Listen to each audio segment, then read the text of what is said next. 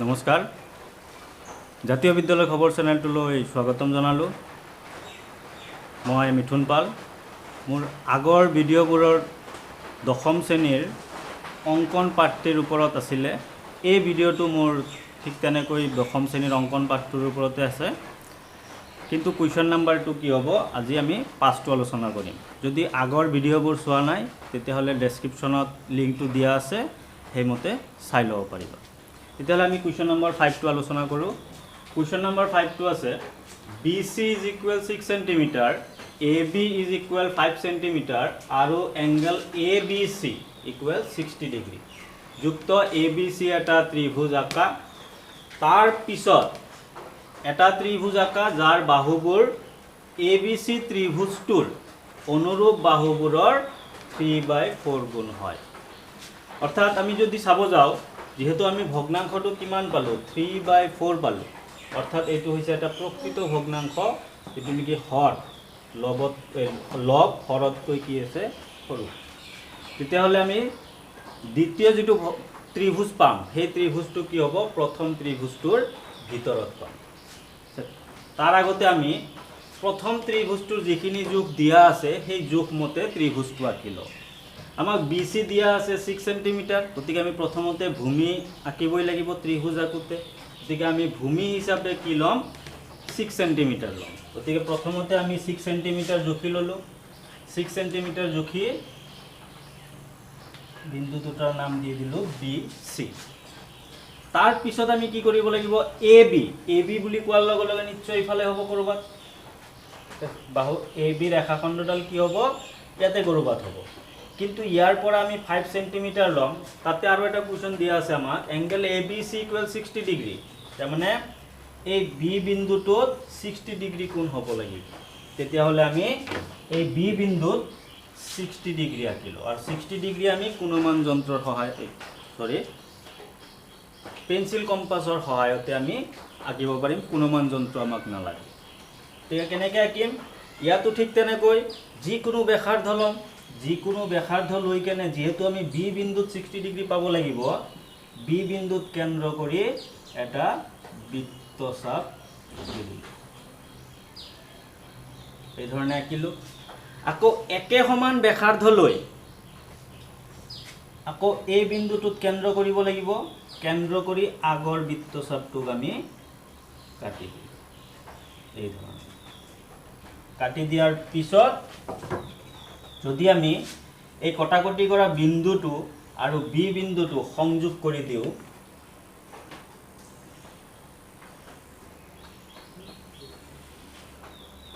এই ধৰণে আমি সংযোগ কৰি দিলোঁ। সংযোগ কৰি দিয়াত ইয়াত আমি কিমান ডিগ্ৰী পাম, 60 ডিগ্ৰী পাম। তেতিয়াহ'লে আমি ভূমি হিচাপে BC 6 সেণ্টিমিটাৰ পালোঁ, আৰু এংগল ABC, এই বিন্দুটো এতিয়ালৈকে পোৱা নাই, নিশ্চয় কি হ'ব, এই বিন্দুটো এই ৰেখাখণ্ডডাল যে আছে, এই ৰেখাখণ্ডডালৰ ক'ৰবাত থাকিব। ABC আমি এংগল ABC 60 ডিগ্ৰী পালোঁ। এতিয়া আমি এই বিন্দুটো পাবলৈ হ'লে আমাক ABৰ জোখ কিমান দিয়া আছে, আমাৰ ABৰ জোখ দিয়া আছে 5 সেণ্টিমিটাৰ। গতিকে আমি ছাইডত 5 সেণ্টিমিটাৰ জুখি ল'ম। জুখি আমি সেইখিনি কম্পাছত লৈ ল'ম।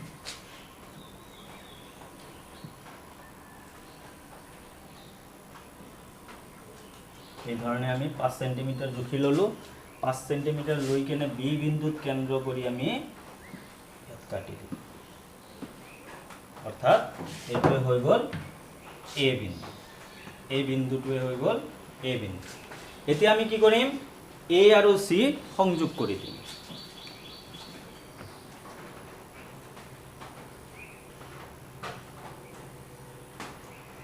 A বিন্দু আৰু C বিন্দু আমি সংযোগ কৰি দিলোঁ। A বিন্দু আৰু C বিন্দু সংযোগ কৰি দিয়াৰ লগে লগে কি হৈ গ'ল, আমাৰ যিটো প্ৰথম ত্ৰিভুজ আছিল, সেই প্ৰথম ত্ৰিভুজটো আমি পাই গ'লোঁ।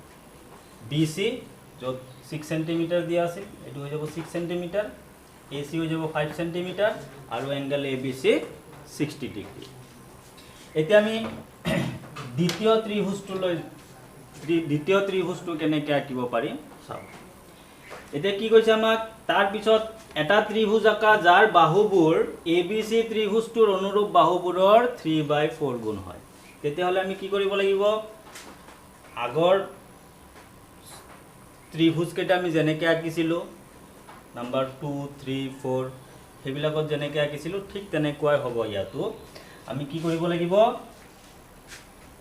BCৰ সৈতে সূক্ষ্ম কোণ হোৱাকৈ আমি ৰশ্মি এডাল টানিম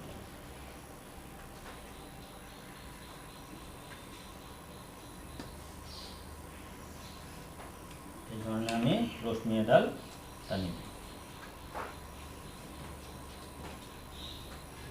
আৰু এই ৰশ্মিডালৰ নাম হৈ গ'ল BX এতিয়া আমি কি কৰিম এই ৰশ্মিডালত BX ৰশ্মিৰ ওপৰত আমি সমানে কেইটা ভাগ কৰিম আমি ভগ্নাংশটো চাই কেনে ক'ব পাৰিম এতিয়া ভগ্নাংশটো ডাঙৰ সংখ্যাটো কিমান আছে 4 আছে তেতিয়াহ'লে ইয়াত আমি সমানে 4টা ভাগ কৰিব লাগিব যিকোনো ব্যাসাৰ্ধলৈ 1 ইয়াৰ পৰা আকৌ কেন্দ্ৰ কৰি 2 3 4 এই 4টা ভাগ আমি সমানে 4টা ভাগ কৰিলো এতিয়া এই বিন্দু কেইটা নাম কেইটা দি দিও যেহেতু এই বিন্দুটো B আছে তেতিয়াহ'লে ইয়াত আমি দিব পাৰিম B1 B2 B3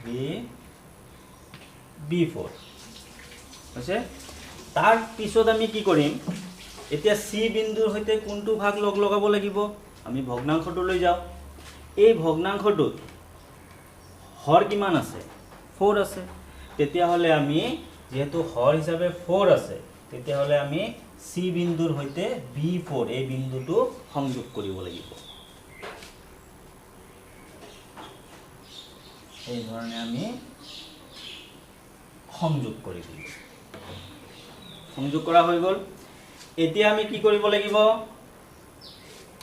এই B4C যেডাল ৰেখাখণ্ড পালো ইয়াৰ সমান্তৰালকৈ আমি আৰু এডাল ৰেখাখণ্ড আঁকিব লাগিব এতিয়া কথা হ'ল কোনটো বিন্দুৰ পৰা B1 ৰ পৰা নে B2 ৰ পৰা নে B3 ৰ পৰা আমি ৰেখাখণ্ডডালৰ সমান্তৰালকৈ আৰু এডাল ৰেখাখণ্ড টানি যে ভগ্নাংশটো লৈ যাও এই ভগ্নাংশটোৰ লব কিমান আছে 3 আছে তেতিয়াহ'লে আমি B3 ৰ পৰাহে সমান্তৰালকৈ এই B4C ৰ সমান্তৰালকৈ ৰেখাখণ্ড আঁকিব লাগিব গতি সমান্তৰালকৈ আকাৰ নিয়ম একে আগত যেনেকৈ আমি সমান্তৰালকৈ ৰেখাখণ্ড আঁকিছিলোঁ ইয়াতো ঠিক তেনেকুৱা হ'ব যিকোনো ব্যাসাৰ্ধ লম যিকোনো ব্যাসাৰ্ধ লৈ কেনে আমি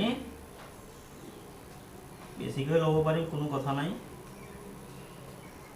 এটোত অলপ ব্যাসাৰ্ধ বেছিকৈ ললো ব্যাসাৰ্ধ লৈ কেনে প্ৰথমতে আমি যেহেতু আমি কাৰ সমান্তৰালকৈ ৰেখাখণ্ড টানিব লাগিব B4C তে প্ৰথমতে আমি B4 এই বিন্দুটোৰ পৰা বৃত্তচাপ আঁকিলো একে সমান ব্যাসাৰ্ধ লৈ আমি আকৌ কি কৰিব লাগিব B3 ৰ পৰা আৰু এটা বৃত্তচাপ আমি আঁকি দিম এই ধৰণে আমি বৃত্তচাপ আঁকি দিম আঁকাৰ পিছত প্ৰথম যেটো বৃত্তচাপ আছিলে সেই বৃত্তচাপটোৰ যোগটো আমি কৰি লওঁ এই ধৰণে যোগটো ললো ইয়াৰ যোগ যিমান হ'ব দ্বিতীয় বৃত্তচাপটো কি হ'ব এটো বিন্দুত কেন্দ্ৰ কৰি বৃত্তচাপটো কাটি দিম যে এটা কটাকটি কৰা বিন্দুটো পালো আমি কটাকটি কৰা বিন্দুটো কি হ'ল এই বিন্দু এতিয়া আমি কি কৰিম এই কটাকটি কৰা বিন্দুটোৰ সৈতে B3 সংযোগ কৰি দিম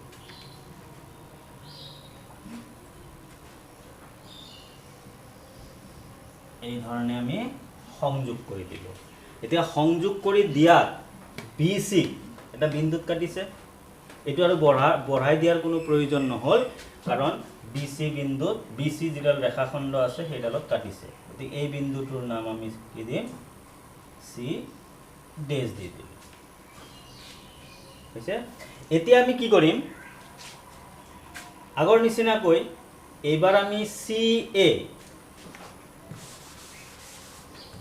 এবাৰ আমি CA এইডালৰ সমান্তৰালকৈ C ডেশৰ পৰা আৰু এডাল ৰেখাখণ্ড আঁকিব লাগিব গতিকে আমি একে ধৰণে যিকোনো ব্যাসাৰ্ধ লম লৈ কেনে প্ৰথমতে আমি C ৰ পৰা চিত কেন্দ্ৰ কৰি কেনে এটা বৃত্তচাপ আঁকি দিলোঁ। এই ধৰণে বৃত্তচাপ আঁকি দিলোঁ। আকৌ একে সমান ব্যাসাৰ্ধ লৈ আমি আকৌ কি কৰিম, চি ডেছৰ পৰা আৰু এটা বৃত্তচাপ আঁকি দিম। এতিয়া আমি কি কৰিম, প্ৰথম যিটো বৃত্তচাপ আঁকিছিলোঁ সেই বৃত্তচাপটো আমি জুখি ল'ম। এইটো বিন্দুৰ পৰা এইটো বিন্দু জুখি ল'ম। এইটো জোখাৰ পিছত ইয়াৰ জোখ যিমান পালোঁ ইয়াতো আমি সেই হিচাপত ইয়াত কেন্দ্ৰ কৰি কাটি দিব লাগিব। এই ধৰণে আমি কাটি দিম। কাটি দিয়াৰ পিছত এই কটাকটি কৰা বিন্দুটো আৰু চি ডেছ সংযোগ কৰি দিম।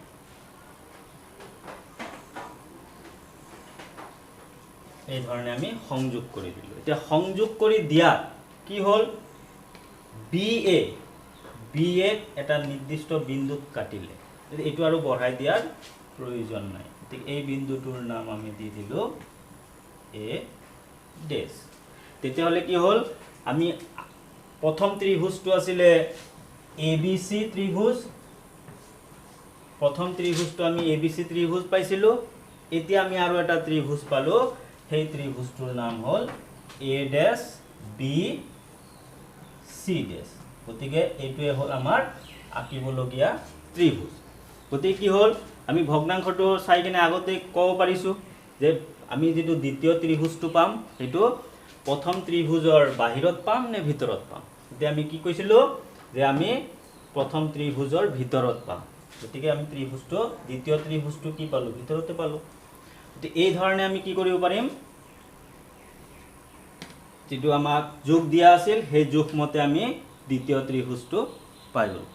গতিকে ইয়াত আগৰ যেনেকৈ অংকনৰ পৰ্যায়বোৰ লিখা হৈছিল ইয়াতো ঠিক তেনেকুৱা ধৰণে হ'ব অংকনৰ পৰ্যায়বোৰ। গতিকে অংকনৰ পৰ্যায়বোৰ আমি অলপ আলোচনা কৰিম। গতিকে অংকনৰ পৰ্যায়বোৰ এই ধৰণে। আমাৰ প্ৰথম যিটো 1 নম্বৰটো অংকনৰ পৰ্যায়ত, সেই পৰ্যায়টোত কি হ'ব, আমি 1 নম্বৰ পৰ্যায়টো কুৱেশ্যনখিনি চাই কিনে আমি লিখিব পাৰিম। যে ইয়াতে আমি ধৰা হ'ল লিখাৰ প্ৰয়োজন নহ'ল, কাৰণ ত্ৰিভুজটো আমাক ত্ৰিভুজৰ নামটো উল্লেখ কৰা আছে এ বি চি ত্ৰিভুজ বুলি। গতিকে এ বি চি এটা ত্ৰিভুজ অঁকা হ'ল, য'ত জোখকেইটা দিয়াই আছিলে প্ৰশ্নত, সেইমতে লিখা হ'ল।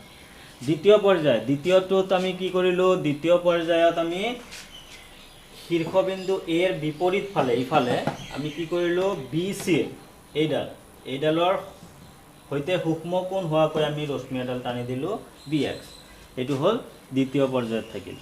তৃতীয় পৰ্যায়ত কি হ'ল, আমি এই বি এক্স যিডাল ৰশ্মি আছে সেইটোৰ ওপৰত আমি কি কৰিলোঁ, সমানে কেইটা বিন্দু ল'লোঁ, 4টা বিন্দু ল'লোঁ। আৰু কেনেকৈ ল'লোঁ 4টা বিন্দু, যাতে এই ভাগবোৰ কি হয়, সমান সমান হয়, সেইধৰণে লোৱা হৈছিলে। ঠিক তেনেকৈ ইয়াতো এই ধৰণে লিখা আছে। তাৰপিছত আমি কি কৰিলোঁ, B4C সংযোগ কৰিলোঁ, কাৰণ ভগ্নাংশটোত হৰ কিমান আছে, 4 আছে, যাৰ কাৰণে আমি এই B4ৰ সৈতেহে C বিন্দুটো সংযোগ কৰি দিছোঁ। আৰু তাৰপিছত আমি কি কৰিলোঁ, ওপৰৰ ভাগটো 3 আছিলে, যাৰ কাৰণে আমি B3ৰ পৰা B4Cৰ সমান্তৰাল হোৱাকৈ আৰু B6 যাতে C ডেছ বিন্দুত ছেদ কৰে সেই হিচাপত আমি আৰু এডাল সমান্তৰালকৈ ৰেখাখণ্ড আঁকি দিলোঁ, যিটো হ'ল B3C ডেছ। গতিকে 4 নম্বৰ পৰ্যায়টোত এইখিনিয়ে আছে। আৰু 5 নম্বৰ পৰ্যায়টোত কি হ'ল, আমি আকৌ কি কৰিলোঁ, চি এৰ সমান্তৰালকৈ যিটো চি ডেছ বিন্দু পাইছিলোঁ সেই চি ডেছৰ পৰা আমি কি কৰিলোঁ, চি এৰ সমান্তৰালকৈ আৰু এডাল ৰেখাখণ্ড আঁকি দিলোঁ, যিটোৱে নেকি কি কৰিলে এ বি এ ডেছ বিন্দুত ছেদ কৰিছে। গতিকে আমাৰ আঁকিবলগীয়া ত্ৰিভুজ এ ডেছ বি চি ডেছে হ'ল আমাৰ আঁকিবলগীয়া ত্ৰিভুজ।